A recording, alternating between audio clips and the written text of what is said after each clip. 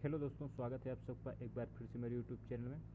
दोस्तों, इस वीडियो में हम वैदिक संस्कृति के बारे में बात करने वाले हैं। आप लोगों को पता ही होगा कि यदि आप चैनल से जुड़े होंगे तो यूपीपीएससी आरओ और आपका जो यूपीपीसीएस का प्रीलिम्स होना है उसको लेकर महत्वपूर्ण सीरीज है। इसमें हम एंशिएंट हिस्ट्री से स्टार्ट कर चुके हैं।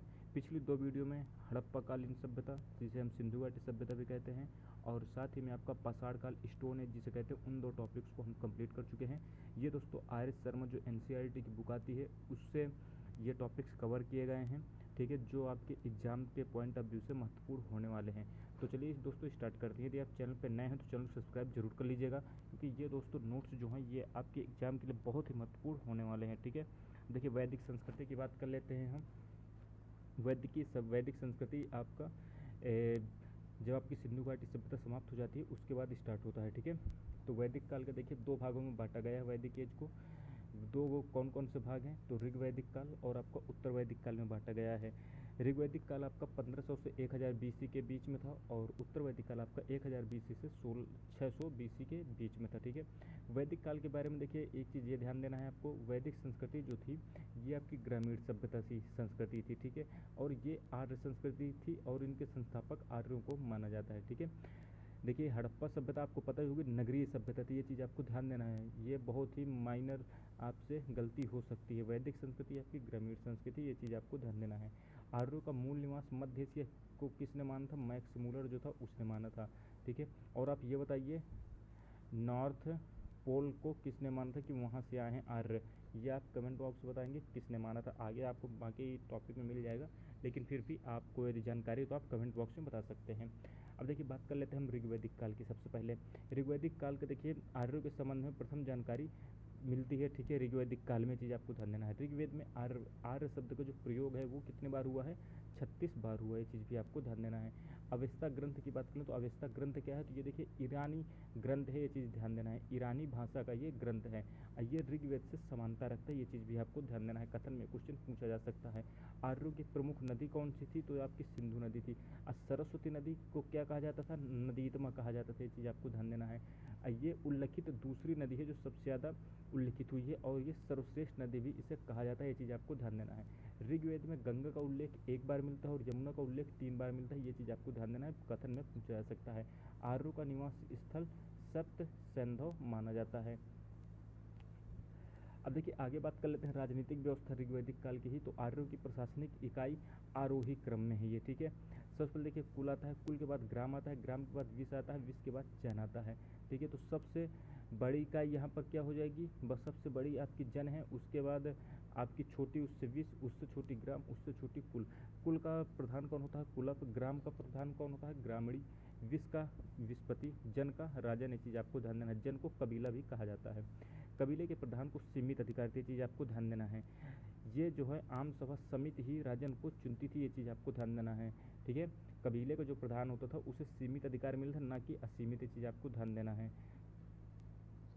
अथर्ववेद में देखिए सभा और समिति को इनको प्रजापति की पुत्री बताया गया है। आगे भी आपको और इसके बारे में जानकारी मिलेगी। देखिए सभा और समिति की बात करें तो सभा में क्या थे? श्रेष्ठ और संभ्रांत लोग थे। जैसे कि वर्तमान में आप देखते हैं लोकसभा और राज्यसभा। राज्यसभा में सभी राज्यों से लोग चुने जाते हैं, ठीक है, वहाँ की विधानसभाओं के द्वारा। तो वहाँ पर देखिए आप देखते होंगे ना कि ज़्यादा पढ़े लिखे मिलते हैं आपको, ठीक है। और समिति में क्या होता है? समिति को आप एक बार देख सकते हैं लोकसभा के स्तर का, सभा को आप देख सकते हैं राज्यसभा के स्तर का। ये समझने के लिए है, ठीक है। तो समिति में सामान्य लोग आते हैं और अध्यक्ष इसका ईशान होता है। मोस्ट इंपॉर्टेंट है, इसे ध्यान देना है। समिति का अध्यक्ष ईशान होता है। स्त्रियां सभा समिति में भाग ले सकती थी, ये आपको पॉइंट ध्यान देना है। उस समय की स्थिति स्त्रियों की स्थिति बेहतर थी, लेकिन उत्तर वैदिक काल में जाएंगे तो उस समय फिर स्थिति स्त्रियों की खराब होने लगती है। बल की बात करें तो बल क्या होता था? जनता स्वेच्छा से राजा को अंश देती थी, यानी एक दान देती थी, या आप कर के रूप में भी समझ सकते हैं, लेकिन ये कंपलसरी नहीं था, ये स्वेच्छा थी जनता की। यदि देना चाहे तो दे सकती, ना देना चाहे तो न दे। व्राजपति क्या होता है? ऋग्वेद में चारागाह या बड़े जत्थों के प्रधान को व्राजपति कहा जाता है। पूरब क्या है? दुर्गपति के लिए था, ठीक है। स्पष्ट क्या है? गुप्तचर के लिए उपयुक्त होता है। उग्र क्या है? अपराधियों को पकड़ने वाले अधिकारी होते हैं। गविष्ठ क्या है? गविष्ठी का अर्थ क्या होता है? गाय की खोज, युद्ध के लिए प्रयोग होता था ये। देखिए दशराग युद्ध है, मोस्ट इंपॉर्टेंट है भी। ऋग्वेद में 7वें मंडल में इसका उल्लेख मिलता है। ठीक है। ऋग्वेद में कितने मंडल? 10 मंडल हैं, ये चीज़ आपको ध्यान देना है। 2 से लेकर और आपको ये ध्यान देना है 2 से 7 मंडल जो हैं आपके ये पुराने मंडल थे, ठीक है। इस 1वां और 10वां जो है ये आपके नवीन मंडल माने जाते हैं, ठीक है। परशुड़ी नदी को किस नदी के नाम से जाना जाता है? रावी नदी। और इसी के तट पर 10 राग का युद्ध हुआ था। ये किन के बीच हुआ था? तो भरत जन और 10 अन्य जन के बीच हुआ था। भरत जन की तरफ से जन सुधास की जीत होती है, चीज़ आपको ध्यान देना है। सामाजिक वर्गीकरण की बात कर लेते हैं। देखिए ऋग्वेद के 10वें मंडल की बात करें तो ऋग्वेद के 10वें मंडल में ही पुरुष सूक्त में चतुर्वर्ण का उल्लेख मिलता है। ब्राह्मण को ब्रह्मा के विराट मुख से जन्मित माना जाता है। क्षत्रिय को भुजा से जन्मित माना जाता है। वैश्य को जंघा से और शूद्र को पैरों से जन्मित माना जाता है। इस समय का समाज पितृसत्तात्मक था, लेकिन महिलाओं की स्थिति भी सामान्यजनक थी। यहाँ पर यज्ञ में पति के साथ आहुति दे सकती थी महिलाएं भी, ये चीज़ भी आपको ध्यान देना है। समाज की सबसे छोटी इकाई क्या थी? परिवार या कुल, जिसके मुख्य पिता होते थे, जिसे हम कुलप कहते हैं। यहाँ पर देखिए नियोग प्रथा, विधवा विवाह प्रथा का चलन था, लेकिन यहाँ पर बाल विवाह और पर्दा प्रथा नहीं चलती थी, ये चीज़ आपको ध्यान देना है।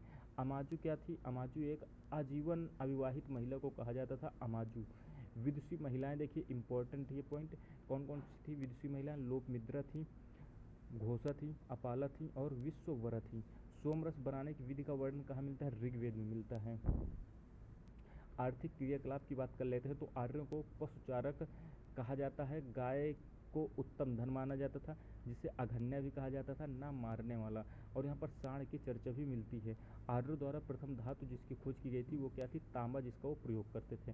धार्मिक विकास की बात करो, देखिए प्रमुख देवता को किसे मानते थे? इंद्र को, जिसको 250 सूक्त समर्पित हैं। इसे बादल का देवता भी कहते थे। अब दूसरे जो महत्वपूर्ण देवता थे वो अग्नि थे, जिनको 200 सूक्त समर्पित थे। इन्हें मनुष्य और देवता के बीच मध्यस्थ के रूप में कहा जाता था। ऋतु के नियामक किसे माना जाता है? वरुण को। वरुण जो है इन्हें रतस्य गोप भी कहा जाता था। इसका मतलब क्या है? प्रकृति स्थापित, ठीक है। ऋग्वेद में देवियों का उल्लेख मिलता है। कौन कौन सी देवियों का? अदिति और उषा। मुख्य रीति की बात करें, देखिए स्तुति पाठ ये करते थे और यज्ञ बलि उपासना भी ये करते थे। कर्मकांड का इस समय अभाव था। पूषण की बात करें तो पूषण क्या है? तो ऋग्वैदिक काल में पशुओं के देवता हैं ये, वैदिक काल में ये शूद्रों के देवता बन जाते हैं, ठीक है। आगे बात करते हैं तो उत्तर वैदिक काल अब आपका यहाँ से शुरू होता है। ऋग्वैदिक काल आपका 1000, ये आपका देखिए उत्तर वैदिक काल को आप देखेंगे ना यहाँ पर कहाँ से कहाँ तक था? 1500 से 1000। ऋग्वैदिक काल अब आपका शुरू होगा है 1000 से 600 BC तक, ठीक है। अब देखिए जानकारी उत्तर वैदिक काल की कहाँ से मिलती है? सामवेद, यजुर्वेद, अथर्ववेद, ब्राह्मण ग्रंथ, आरण्यक और उपनिषद से। आर्यजन का प्रवेश कहाँ होता है? पंजाब, गंगा यमुना से लेकर सदानीरा तक होता है। सदानीरा किसे कहा जाता था? गंडक नदी को कहा जाता था। राजनीतिक संरचना की बात करें तो पहली बार देखिए यहाँ पर राजत्व देवी की उत्पत्ति की अवधारणा आती है। राजा अधिक प्रभावशाली हो गए और राज्याभिषेक के समय देखिए राजसूय यज्ञ होने लगा। इसके अलावा अश्वमेध यज्ञ भी होता था, वाजपेयी यज्ञ भी होता था। औपचारिक रूप से करों का संग्रह किया जाने लगा और संग्रहकर्ता जो अधिकारी था उसे संग्रह हिरीत कहा जाता था, ये चीज़ भी आपको ध्यान देना है, संग्रह हिरीत, ठीक। सामाजिक संगठन की बात करें तो देखिए समाज इस समय का पितृसत्तात्मक था। महिलाओं की स्थिति में देखिए अब गिरावट स्टार्ट होना शुरू हो गई है।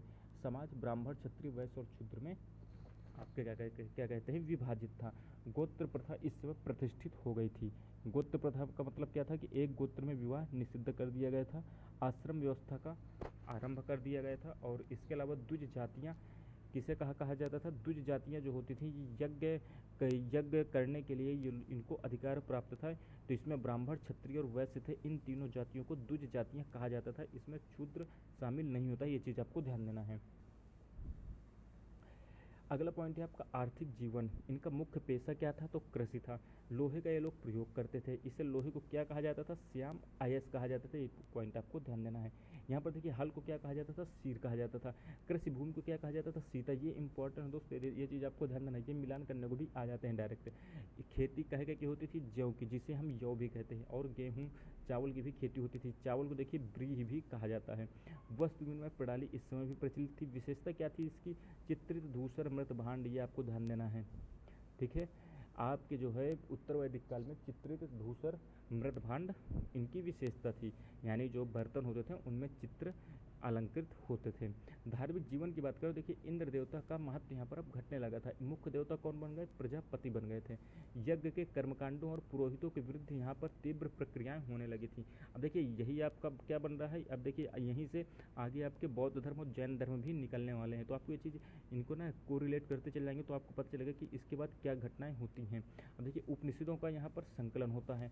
उपनिषदों में क्या कहा जाता है? कर्मकांडों की निंदा की जाती है, सम्यक विकास की बात की जाती है, विश्वास ज्ञान पर बल दिया जाता है, और यहाँ पर एकमात्र सत्ता जो ब्रह्म है उसको कहा जाता है।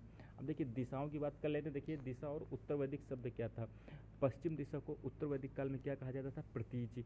पूर्व को क्या कहा जाता था? प्राची। उत्तर को क्या कहा जाता था? उदीची। ये चीज़ आपको ध्यान देना इंपॉर्टेंट है, ठीक है। इंपॉर्टेंट फैक्ट से देखिए अब आपके लिए ये गायत्री मंत्र का उल्लेख कहाँ मिलता है? ऋग्वेद के 3 मंडल में मिलता है और विश्वामित्र जी का ये रचित है। आर्यों का मूल निवास देखिए इंपॉर्टेंट है। आर्यों का मूल निवास उत्तरी ध्रुव किसने माना है? बाल गंगाधर तिलक जी ने माना है। और तिब्बत किसने माना था? दयानंद सरस्वती जी ने माना था। अभी आप मुझे ये बताएंगे कि दयानंद सरस्वती जी ने किसका गठन किया था, ठीक है, किस समाज का गठन किया था और कब किया था? ये चीज़ आप कमेंट बॉक्स में बता सकते हैं यदि आपको जानकारी हो। ऋग्वेद के प्राचीन मंडल कौन कौन से हैं? देखिए 2 से 7 मंडल तक जो है ऋग्वेद के प्राचीन मंडल माने जाते हैं। सोम को कौन सा मंडल समर्पित है? तो आपको 9वां मंडल जो है ये सोम को समर्पित है। चीज़ भी आपको ध्यान देना है। अब देखिए ये इंपॉर्टेंट है दोनों टॉपिक। याज्ञवल्क्य गार्गी संवाद जो है आपका किस उपनिषद में मिलती है जानकारी? तो बृहदारण्यक उपनिषद में आपको इसकी जानकारी मिलती है, ठीक है।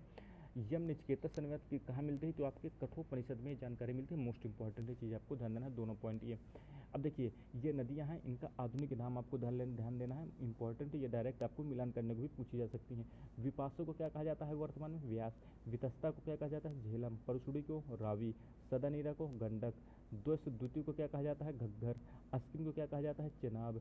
शतद्री को क्या कहा जाता है? सतलज। सिंधु को हिरण्यनी। सुषमा को सोहन। ये चीज़ आपको ध्यान देना है, ठीक है।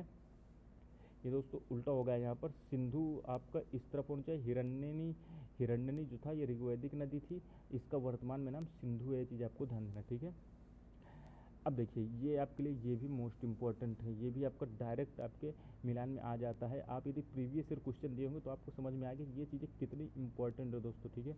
अब देखिए ऋग्वेद की बात कर लेते हैं। ऋग्वेद दोस्तों केवल पद पर आधारित है, ये चीज़ आपको ध्यान देना है। इस पर 33 प्रकार के देवताओं का उल्लेख मिलता है, ठीक है। इसकी लिपि जो थी वो ब्राह्मी थी। पुरोहित इसके कौन थे? जो इसे पढ़ते थे उसे होत्र कहा जाता था। यहाँ पर देखिए ब्राह्मण की बात करें, इसमें कौन कौन से थे? ऐत्रेय और कौसुतकी थे। ये चीज़ आपको ध्यान देना है। इसकी शाखाएं साकल, वास्कल और बाल खिल्ले थे। ये चीज़ भी आपको ध्यान देना है। यजुर्वेद की बात करें तो कि यजुर्वेद जो था ये गद्य और पद्य दोनों पर आधारित था। इस पर किसका उल्लेख था? यजुर्वेद जो होता था ये यज्ञ कर्मकांड पर आधारित था। इसमें बलि प्रथा का भी उल्लेख मिलता है। पुरोहित कौन थे इसके? जो इसे पढ़ते थे अधर्व्यू कहा जाता है इन्हें। ब्राह्मण इसके क्या क्या थे? तो देखिए शतपथ ब्राह्मण थे, तैत्रेय ब्राह्मण और बृहदारण्यक, ठीक है। अब देखिए शाखाएं की बात कर ले तो यजुर्वेद आपको शुक्ल यजुर्वेद और कृष्ण यजुर्वेद में अलग अलग विभाजित था। शुक्ल यजुर्वेद में आप देखेंगे माध्य निधि या वाज से नहीं आता है। कृष्ण में आपको मैत्रेय, तैत्रेय और काठल आता है। ये आपको ध्यान देना है। सामवेद में ये आपको देखिए सामवेद पद्य आधारित था, सामवेद पद्य आधारित है, और आपका ऋग्वेद भी पद्य आधारित था, लेकिन यजुर्वेद आपका गद्य और पद्य दोनों पर था, ठीक है। सामवेद जो है ये इसका अगर हम देखें ना नींव कहाँ से पड़ी तो ये ऋग्वेद पर ही आधारित है। ये चीज़ आप भी आपको ध्यान देना है। सामवेद में अधिकांशतः संगीत का उल्लेख है। इसके आपका जो इसे गाते थे उन्हें क्या कहा जाता था? उद्गाता कहा जाता था। इसके देखिए ब्राह्मण की बात करें कौन कौन से? जैमिनीय ब्राह्मण, पंचविश और छांदोग्य। इसके बाद देखिए अथर्ववेद की बात कर लें तो ये भी गद्य पर आधारित था, ठीक है। ये चीज़ आपको ध्यान देना है। यहाँ पर देखिए मगध और अंग का उल्लेख मिलता है, किसमें? अथर्ववेद में। ये चीज़ आपको ध्यान देना है। यहाँ पर किसका उल्लेख मिलता है अथर्ववेद के अंदर? तो जादू टोना है, भूत पिशाच हो गए, और आयुर्वेद के बारे में अथर्ववेद में जानकारी मिलती है। इसके जो पढ़ने वाले हैं इन्हें क्या कहा जाता है? पुरोहित को ब्रह्म कहा जाता है। इसमें देखिए आप देखें गोपथ और मुंडक इनके, ठीक है। इसमें आपके जो हैं यहाँ पे आप देखेंगे शाखाएं की बात कर लें तो इसमें शौनक और पिपलोद आता है। अब देखिए मोक्ष की चर्चा सर्वप्रथम कहाँ मिलती है? तो आपको उपनिषद में मिलती है। ये चीज़ आपको ध्यान देना है। विनिमय को क्या कहा जाता है? निष्क कहा जाता था उस समय। अब देखिए बोगज कोई अभिलेख जो है ऋग्वैदिक देवता का उल्लेख मिलता है। इसमें कहा किसमें? बोगज कोई अभिलेख में। अस्तोमा सदगमय शब्द ये कहाँ लिखा हुआ है तो ये ऋग्वेद में लिखा हुआ है। और प्राचीनतम संस्था ऋग्वेद की कौन सी है? प्राचीनतम संस्था ऋग्वेद ने किसे माना है? तो विदत को माना है। ये चीज़ आपको ध्यान देना है। उत्तर वैदिक कालीन ग्रंथों का क्रम की बात कर लो, देखिए सबसे पहले वेद आते हैं, वेद के बाद ब्राह्मण, फिर आरण्यक, फिर आपका उपनिषद आते हैं। ऋग्वेद पर पारस्परिक भाष्य लिखा है, किसने लिखा है? सायण ने लिखा है। ये चीज़ आपको ध्यान देना है। किस पे लिखा है? तो ब्राह्मी लिपि में लिखा है। ये चीज़ भी आपको ध्यान देना है। तो दोस्तों ये इंपॉर्टेंट वीडियो था, उम्मीद है आपको समझ में आई होगी। तो आपकी वैदिक संस्कृति टॉपिक इसमें कंप्लीट हो जाता है। यदि आपको कोई भी कन्फ्यूजन है तो आप कमेंट बॉक्स में पूछ सकते हैं। बाकी आपको वीडियो अच्छा लगता है तो आप कमेंट जरूर करिए, सुझाव दीजिए, और वीडियो को लाइक कीजिए, शेयर कीजिए, और चैनल को भी सब्सक्राइब करना मत भूलिए। मिलते हैं अगले वीडियो में, तब तक के लिए दोस्तों धन्यवाद। जय